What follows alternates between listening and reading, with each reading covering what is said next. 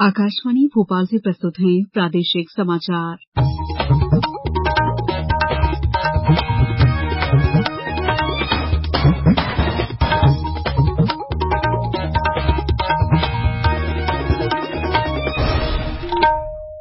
नमस्कार, समाचारों के साथ मैं दीपा सिंह।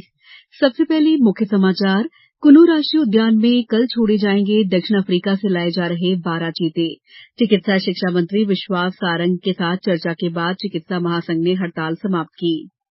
प्रदेश भर में कल श्रद्धा और उल्लास के साथ मनाया जाएगा महाशिवरात्रि का पर्व। और भारत और ऑस्ट्रेलिया के बीच दूसरे क्रिकेट टेस्ट मैच के पहले दिन ऑस्ट्रेलिया की पारी 263 रनों पर सिमटी। अब समाचार विस्तार से। प्रदेश के वन्यजीव संरक्षण के इतिहास में कल एक और अध्याय जुड़ने जा रहा है। पालपुर कुनू राष्ट्रीय उद्यान की शोभा बढ़ाने के लिए दक्षिण अफ्रीका से लाए जा रहे 12 चीतों का कुनबा शामिल होने जा रहा है। इसमें 7 नर चीते और 3 मादा चीते हैं। इन चीतों को लाने के लिए इंडियन एयरफोर्स के C-17 Globemaster master plane South Africa दक्षिण पहुंच चुका है। ये विमान कल साउथ अफ्रीका से चीता लेकर सुबह ग्वालियर के राजमाता सिंधिया एयरपोर्ट पर लैंड करेगा और वहां से दोपहर में 3 हेलीकॉप्टर चीतों को लेकर कुनू नेशनल पार्क पहुंचेंगे, जहां मुख्यमंत्री शिवराज सिंह चौहान, केंद्रीय वन और पर्यावरण मंत्री भूपेंद्र यादव, केंद्रीय कृषि मंत्री नरेंद्र सिंह तोमर और नागरिक उड्डयन मंत्री ज्योतिरादित्य सिंधिया चीतों को कुनू पार्क में रिलीज करेंगे। गौरतलब है कि प्रधानमंत्री नरेंद्र मोदी ने अपने जन्मदिन 17 सितंबर 2022 को नामीबिया से लाए गए 8 चीतों को कुनू में छोड़ा था। अब 12 चीते आने से यहां इनकी संख्या बढ़कर 20 हो जाएगी।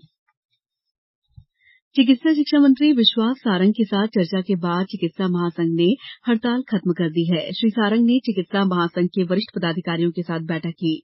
बैठक में चिकित्सकों की हड़ताल खत्म करने का निर्णय लिया गया। श्री सारंग ने कहा कि महासंघ की मांगों पर विचार करने के लिए हाई पावर कमेटी का गठन किया जाएगा। समिति द्वारा दिए गए सुझावों पर विचार कर समय सीमा में निर्णय लेगी। उन्होंने बताया कि चिकित्सा महासंघ के 3 प्रतिनिधि भी कमेटी में शामिल होंगे।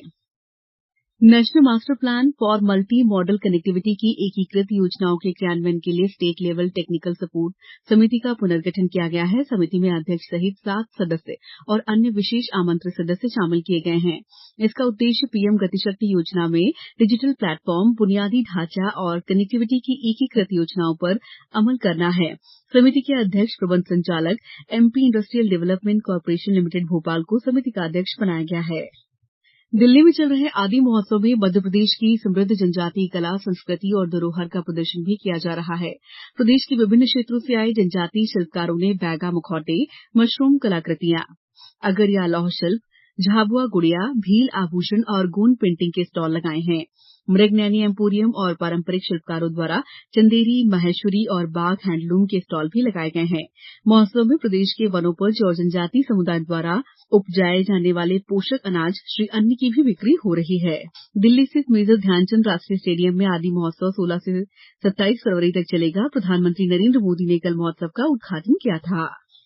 वित्त मंत्री निर्मला सीतारमण ने कहा है कि सरकार ने 114 आकांक्षी जिलों के अलावा देश में 500 आकांक्षी ब्लॉकों की पहचान करने के बारे में विचार किया है।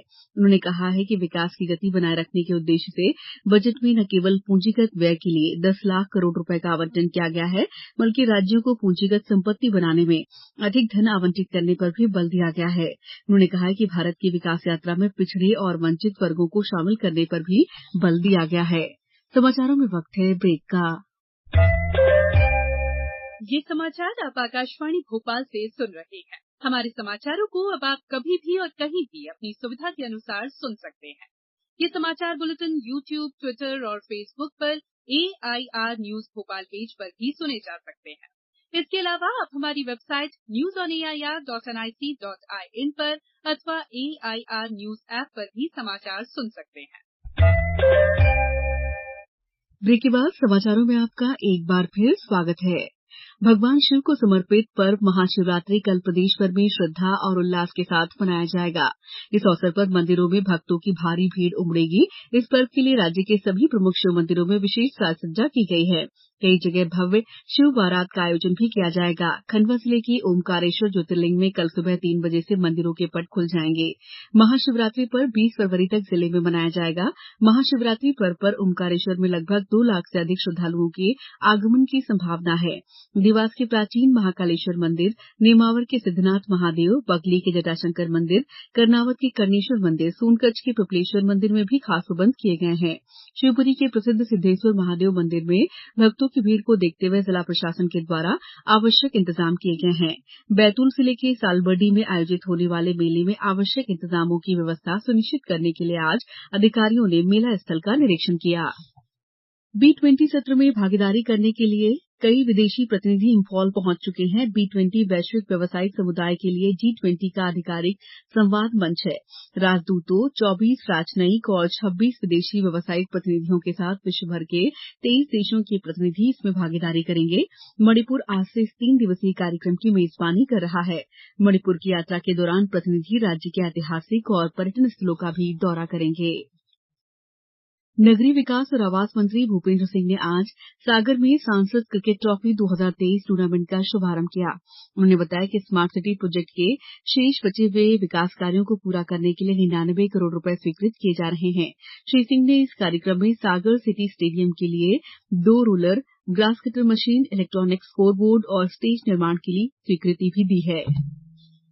भारत और ऑस्ट्रेलिया के बीच खेले जा रहे दूसरे क्रिकेट टेस्ट मैच के पहले दिन आज ऑस्ट्रेलिया की पारी 263 रन पर सिमट गई। भारत ने अब तक बिना विकेट गंवाए 21 रन बना लिए हैं। पहले दिन का खेल समाप्त होने तक रोहित शर्मा 13 और केएल राहुल 4 रन बनाकर नाबाद हैं। दिल्ली के अरुण जेटली मैदान पर ऑस्ट्रेलिया ने टॉस जीता और पहले बैटिंग करने का फैसला किया। उसकी ओर से ओपनर उस्मान ख्वाजा ने सबसे ज्यादा 81 रन बनाए, जबकि पीटर हैंड्सकॉम्ब 72 रन बनाकर नाबाद लौटे।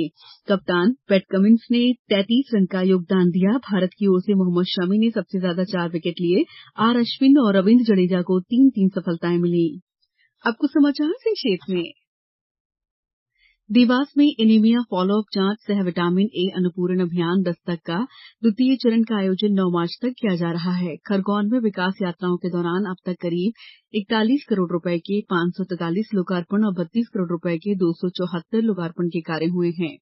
अशोकनगर में लोक स्वास्थ्य यांत्रिकी राज्य मंत्री बृजेंद्र सिंह यादव ने माता पिता को खो चुके जिले के 64 बच्चों को 10-10 हजार रुपए की राशि विधायक निधि से देने की घोषणा की है। गुना जिले में विकास यात्राओं को प्रभावी बनाने के लिए घर घर जाकर पीले चावल देकर यात्रा में आने के लिए निमंत्रण दिया जा रहा है।